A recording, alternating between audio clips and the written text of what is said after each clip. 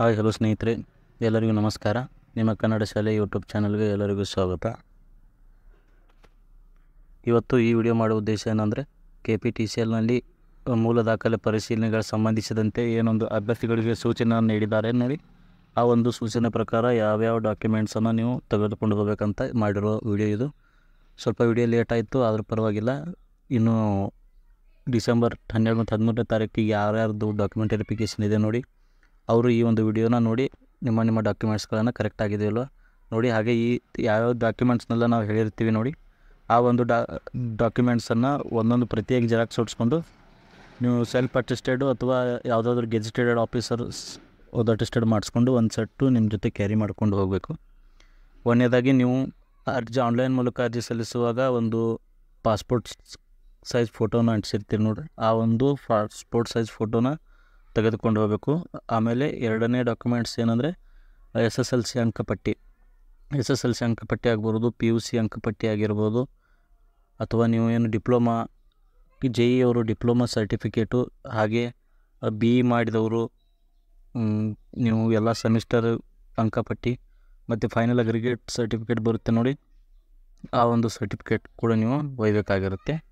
ಆಮೇಲೆ ಮುಂದೆ ನೋಡೋದಾದರೆ ಮಾಜಿ ಸೈನಿಕರಾಗಿದ್ದಲ್ಲಿ ನೀವು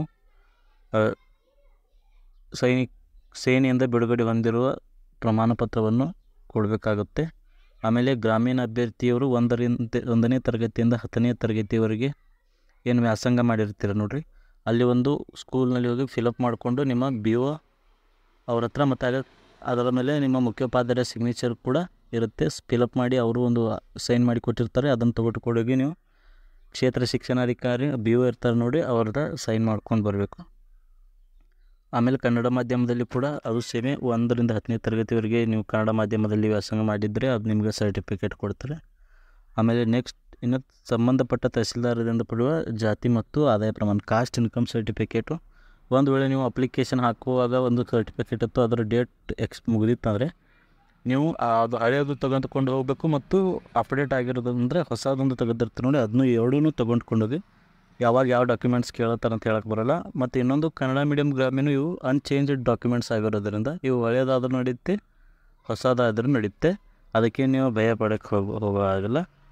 ಆಮೇಲೆ ಇನ್ನು ಯೋಜನಾ ನಿರಾಶ್ರಿತರ ಮೀಸಲಾತಿ ಅರ್ಜಿ ಪ್ರಾಧಿಕಾರದಿಂದ ಪಡೆಯತಕ್ಕಂಥ PDP ಸರ್ಟಿಫಿಕೇಟ್ ಅಂತ ಇರುತ್ತೆ, ಅಂದರೆ ಮುಳುಗಡೆ ಪ್ರದೇಶದವರಿಗೆ ಅದು ಸಿಗುತ್ತೆ.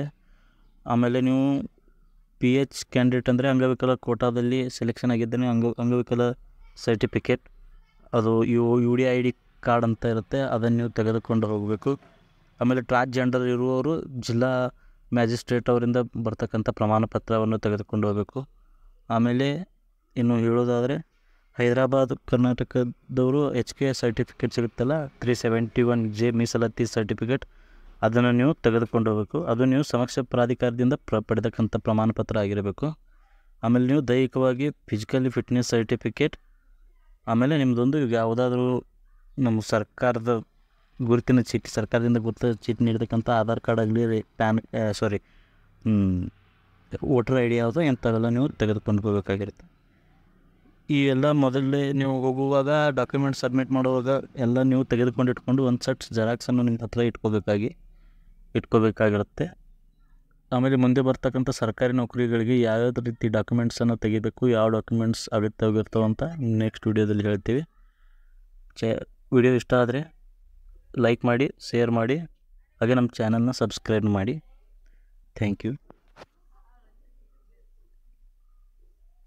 Yes, and then borrow. Put in more. Yeah. Works.